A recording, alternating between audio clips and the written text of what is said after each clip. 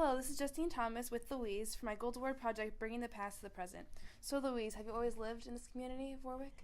Not in Warwick. I lived towards Pine Island, between Pine Island and Warwick. Okay. So, what were some of your favorite things to do as a child? As a child? Yeah. Oh, God, we lived on a dairy farm. Mm-hmm. And when I became old enough, we had our chores in the house. Yeah. Because there was 3 girls. And then as I got older, my father taught me how to milk a cow. And then after that, the milking machine was introduced. Mm-hmm. And my father bought a milking machine, and then he taught me how to run that. Mm. That was my experience. And we had our chores on the farm all the time. Yeah. So was it a dairy farm or was it? It was a dairy farm. Yeah. Okay. Although we had an apple orchard too. Oh, really? Yeah. Oh my goodness. Yeah. That's crazy. So what were some of your earliest memories of the town of Warwick and also Pine Island? Just well, I went to the Pine Island school for 8 years, and then of course we came to Warwick. Mm-hmm. To the high school. And I was there 4 years and I graduated. Yeah. Then after that I didn't go any further to college. Well, my dad said to me, if you want to go to college, you have to go out and work. He said, I can't afford it. Yeah. We had a farm to pay for and everything else. So by that time I had enough school, so I went out to work. And where'd you work? Well, I worked here in the village. Well, first it was during the war, and I went down to Jersey and worked in a defense plant. But I only worked about 6 months, and the war ended. And then I came back up, and I got a job with Charlie Rowe in Warwick here. He made dresses. Oh, wow. It was like a dress factory. And I loved to sew. Yeah. So I worked there for a number of years, quite a while. And then after that, what happened?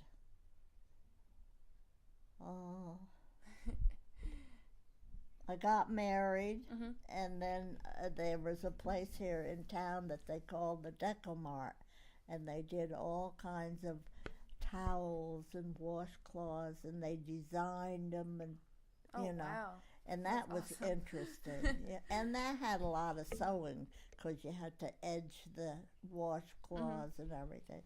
I worked there for quite a few years too.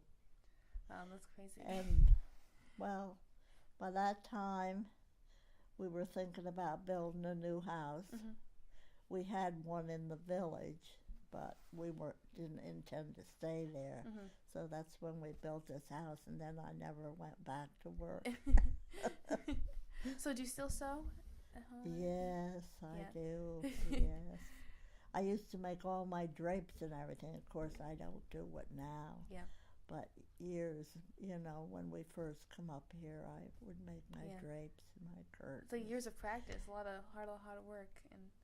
Yes, and I do crocheting. I made myself a bedspread, and I've made 2 or 3 tablecloths, all crocheting. But I like all that kind of stuff, and that's what I did. Okay. Besides cooking. So did you have any plans to extend your family? So you said that you were married? I had no family. You had no family. I had no children. Through no fault of mine, but I just never had any. I know my parents said to me, well, there's a lot of children that you can adopt, but I mentioned it to my husband, and he said, well, we're young yet, and I kind of figured that he wasn't agreeable, so I never pressed the issue. What were some things you did to overcome some of your life obstacles? Like any hardships, any point of your life that you feel like you overcame? Well, I overcame a lot. I mean, I lost my mother, I lost my father. I mean, I have nobody left today. Even my nephew I lost. And then I have had a bout of cancer. I'm still overcoming that. So I've overcome a lot. Yeah. You know. And lastly, what would you say was your greatest life achievement and why? Like, what are you most proud of? Oh, heavens.